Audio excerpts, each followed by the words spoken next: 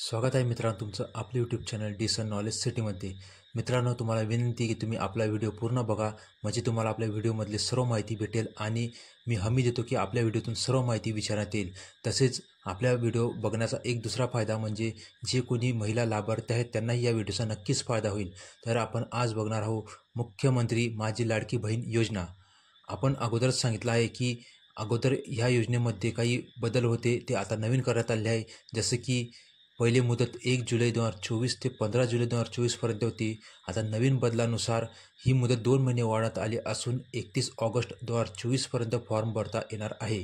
म्हणजेच मित्रांनो, आता तुम्हाला फॉर्म भरण्यासाठी जास्त घाई करायची गरज नाही।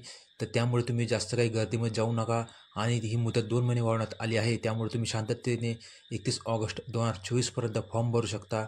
जर तुम्ही फॉर्म 31 ऑगस्ट 2024 या दिवशी जरी भरला तरी तुम्हाला जे लाभार्थी महिला आहेत त्यांना 1 जुलै 2024 पासून दरमहा 1500 रुपये महिना मिळणार आहे।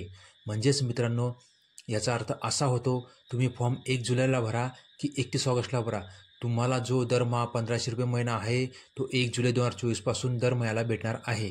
त्यामुळे तुम्हाला विनंती आहे की जास्त गर्दी करू नका आणि फॉर्म भरण्यासाठी जास्त काही घाई करू नका, शांततेने फॉर्म भरावा। आपण अगोदर पहिला बदल बघितला, आता जो दुसरा बदल झाला आहे तो बघणार आहोत। अगोदर लाभार्थी महिलांना अधिवास प्रमाणपत्र आवश्यक होते, परंतु नवीन बदलानुसार जर लाभार्थी महिलांजवळ अधिवास प्रमाणपत्र नसेल तर त्याऐवजी 15 वर्ष अगोदरचे रेशन कार्ड, मतदान कार्ड, जन्मदाखला, शाळा सोडल्याचं प्रमाणपत्र या चारपैकी कोणत्याही एक प्रकारचे कागदपत्र असेल तर ते महिला लाभ घेण्यास पात्र असतील।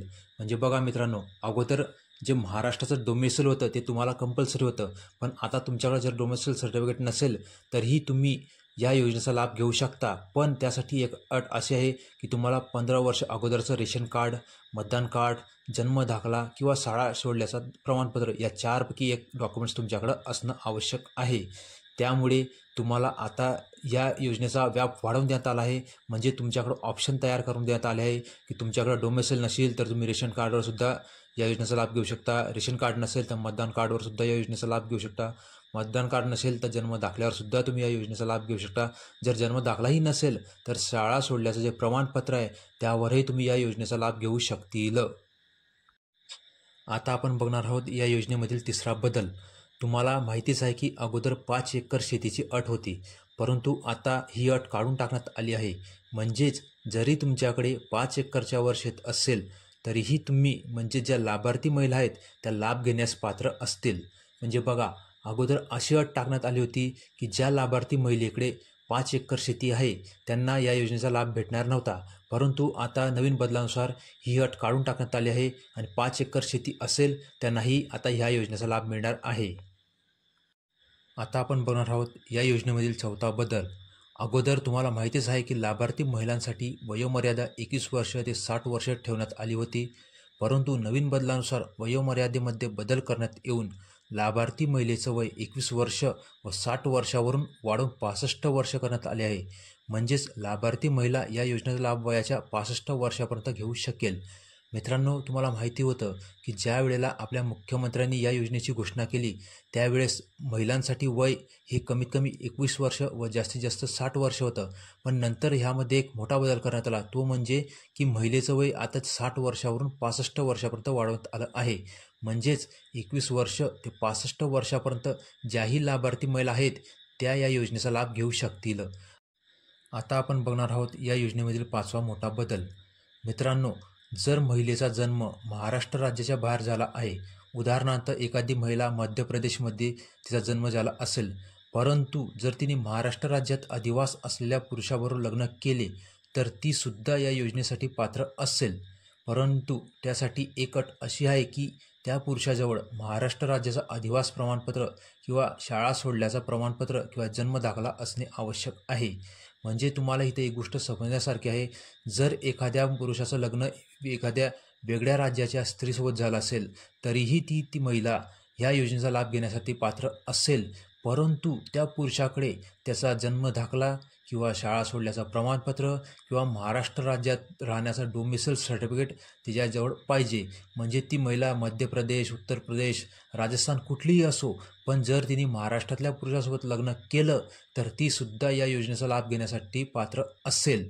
म्हणजे मित्रांनो बघा, या योजनेचा व्याप किती वाढवण्यात आलेला आहे. तुम्ही बघू शकता की या योजनेचा फायदा जास्तीत जास्त महिलांपर्यंत पोहोचण्यासाठी असं सरकारने केलेलं आहे. तुम्हाला माहीतच आहे, आपल्या महाराष्ट्रातील काही लोक मध्य प्रदेश, गुजरात, तेलंगणा, आंध्र प्रदेश, कर्नाटक, गोवा असं वेगवेगळ्या राज्यामध्ये जाऊन स्थायिक झाले आहेत. पण आजही त्यांचे नातलग सर्व आपल्या महाराष्ट्रातच राहतात. म्हणजे आजही त्यांच्यामध्ये संबंध होतात. तर मित्रांनो, त्यांचं डोमेसिल तिकडंच स्थायिक राहिल्यामुळे तिकडंच असतं. पण आपल्या इथं ते लग्न करून येतात आणि आपल्या महाराष्ट्रामध्ये सून बनतात. म्हणजेच ते या ठिकाणी येऊन या योजनेचा लाभ घेऊ शकतील. आता आपण बघणार आहोत या योजनेमधील 6वा मोठा बदल. मित्रांनो, जर कुटुंबामध्ये एखादी अविवाहित महिला असेल, तिलासुद्धा या योजनेचा लाभ मिळणार आहे. परंतु त्यासाठी अट अशी आहे की त्या महिलेचं वय 21 वर्ष असायला पाहिजे. म्हणजे बघा मित्रांनो, जर एखाद्या कुटुंबामध्ये लाभार्थी महिला ही अविवाहित जरी असली, तीसुद्धा या योजनेचा लाभ घेऊ शकेल. पण तिचं कमीत कमी वय 21 वर्ष असणं आवश्यक आहे. म्हणजे मित्रांनो, आता ही योजना एवढी वाढवण्यात आलेली आहे की एखाद्या कुटुंबामध्ये एखादी महिला असेल, पण तिने विवाह जरी केला असेल, तरीसुद्धा ती या योजनेचा लाभ घेऊ शकेल. आता आपण बघणार आहोत या योजनेमधील सर्वात शेवटचा बदल.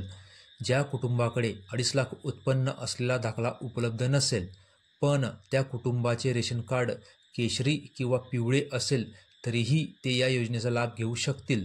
म्हणजेच उत्पन्न दाखलामध्ये सुद्धा सूट देण्यात आली आहे.